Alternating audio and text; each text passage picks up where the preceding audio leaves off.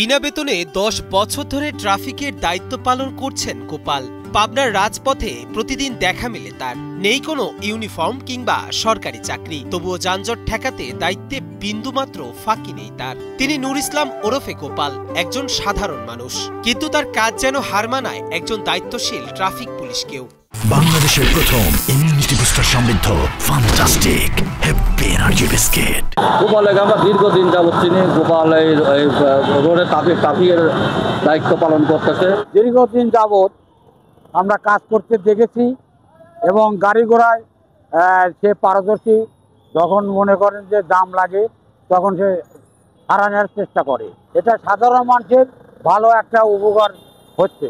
কেউ তাকে চেনে ট্রাফিক গোপাল নামে, আবার কেউ ভালোবেসে বলেন মানবিক পুলিশ। গোপালের চাওয়া রাস্তা যেন থাকে সুশৃঙ্খল, আর মানুষ নিরাপদে রাস্তায় পার হতে পারে। এর পাশাপাশি একটি ইউনিফর্ম ও সরকারের সহযোগিতা চান তিনি। স্থানীয়রা জানান, প্রতিদিন সকাল থেকে রাত পর্যন্ত কোনো স্বার্থ ছাড়াই যানজট নিরসনে অক্লান্ত পরিশ্রম করেন গোপাল। তাদের প্রত্যাশা, কাজের বিনিময়ে সরকারি ভাতা দেয়া হোক তাকে। সরকারের কাছে আমি সরকারি একটা পোশাক চাই আমাদের যাতে আছে, ডিউটি করা যায়, যাতে চোর টুকা খাবার করে হিরোখোর বদমাইশ এলাকায় থাকবে না। সমাজ যখন নিজের স্বার্থ ছাড়া কিছু ভাবতে পারে না, তখন গোপালের মতো মানুষ প্রমাণ করে যে সেবা মানে চাকরি নয়, মানবতার টানে কেউ কেউ দাঁড়িয়ে পড়েন সড়কে। আমাদের সাথে থাকে এবং বিভিন্ন পয়েন্টে সে ডিউটি করে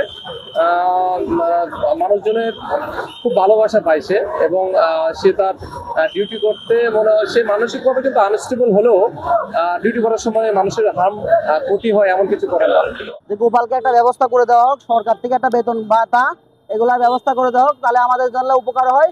গোপাল একটু ডাল ভাত খায় বাঁচতে পারে, সবারই একটু উপকার হবে। যেখানে অনেকে দায়িত্ব মানে চাকরি বোঝেন, সেখানে 10 বছর বিনা বেতনে গোপাল করলেন পথের সেবা। না ছিল বেতন, না কোনো স্বীকৃতি, তবুও গোপাল ছিলেন, আছেন, থাকবেন পথের নীরব রাখাল হয়ে।